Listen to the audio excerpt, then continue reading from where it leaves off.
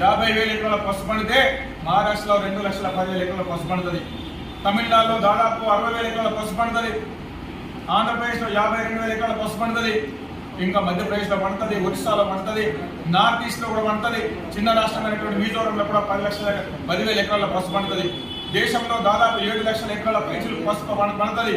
కానీ పసుపు బోర్డు ప్రధాన కార్యాలయం కోసం మహారాష్ట్ర పోటీ పడ్డది. మహారాష్ట్రలో అక్కడ గవర్నమెంట్ భారతీయ జనతా పార్టీ ప్రభుత్వం కూడా ఉన్నది. అదేవిధంగా తమిళనాడు రాష్ట్రంలో తమిళనాడు ఎన్నికల సందర్భంగా భారతీయ జనతా పార్టీ అక్కడ హామీ ఇచ్చింది, మేము పసుపు బోర్డు ఏర్పాటు చేస్తామని చెప్పేసి.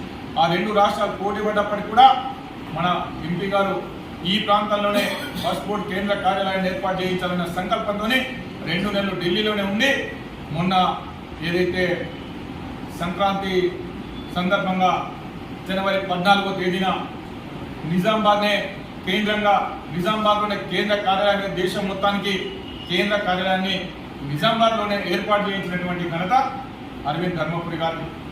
దానికి మొట్టమొదటి చైర్మన్ చేసింది ఈ ప్రాంత రైతు బిడ్డనైనటువంటి నాలాంటి సామాన్యమైనటువంటి రైతుకు అవకాశం కల్పించడానికి కారణమైనటువంటి వ్యక్తి అరవింద్ ధర్మపురి గారు. నా నియామకానికి కృషి చేసినటువంటి అరవింద్ ధర్మపురి గారికి, రాష్ట్ర అధ్యక్షుడు కేంద్ర మంత్రి కిషన్ రెడ్డి గారికి, అదేవిధంగా ప్రధానమంత్రి నరేంద్ర మోదీ గారికి, మా industry minister commerce and industry minister అయినటువంటి పీయూష్ గోయల్ గారికి ప్రత్యేకమైనటువంటి ధన్యవాదాలు తెలుపుకుంటూ ఈ ప్రాసెస్లో భాగంగా బోర్డు ఏర్పాటైన తర్వాత మేమందరం కూడా కొంతమంది స్పైసెస్ బోర్డు అధికారులతో పని స్టార్ట్ చేయడం, ఈ క్రమంలో అరవింద్ గారు ఏ రకంగా కష్టపడ్డాడో అవన్నీ విషయాలు మనందరికీ తెలుసు.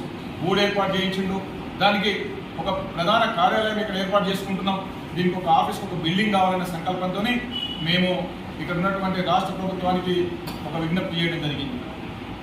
మాకు అందుబాటులో ఉన్నటువంటి ఒక 2-3 ఆఫీసుల గురించి వాళ్ళ దృష్టికి తీసుకెళ్తే నిజామాబాద్ రూరల్కి సంబంధించినటువంటి ఎమ్మెల్యే క్యాంప్ కార్యాలయం కోసం మేము అడిగితే వాళ్ళందరూ కూడా వాళ్ళు సానుకూలంగా స్పందించి ఈ జిల్లా కలెక్టర్ గారు కానీ ఆ స్థానికంగా ఉన్నటువంటి ఎమ్మెల్యే గారు కానీ దీనికి సహకరించి దీనికి సంపూర్ణంగా సహకారం అందించి మాకు పసుపు బోర్డు కార్యాలయాన్ని అందించినటువంటి రాష్ట్ర రోడ్డు భవనాల శాఖ మంత్రి కోమటిరెడ్డి వెంకటరెడ్డి గారికి ప్రత్యేకమైనటువంటి ధన్యవాదాలు. అదేవిధంగా రాష్ట్ర ప్రభుత్వానికి, రాష్ట్ర ప్రభుత్వంలో ఉన్నటువంటి రైతు కమిషన్ మెంబరు అండ్ చైర్మన్ గారికి కూడా నేను కృతజ్ఞతలు తెలియజేసుకున్నా. మా ఆఫీస్కు సంపూర్ణంగా సహకరించిన ప్రతి ఒక్కరికి కూడా నేను కృతజ్ఞతలు తెలియజేసుకుంటున్నాను. ఏదైతే రేవంత్ రెడ్డి గారు రాష్ట్ర అభివృద్ధి కోసం అవసరమైతే ఎన్నిసార్లైనా 50 సార్లైనా మోదీని కలుస్తాను ఏ విధంగా చెప్పిండో, నేను కూడా నా పసుపు రైతుల సంక్షేమం కోసం, నా పసుపు రైతుల అభివృద్ధి కోసం అన్ని రాష్ట్ర ప్రభుత్వాల సహకారంతో నేను ముందుకు వెళ్తానని చెప్పేసి నేను తెలియజేస్తా ఉన్నాను.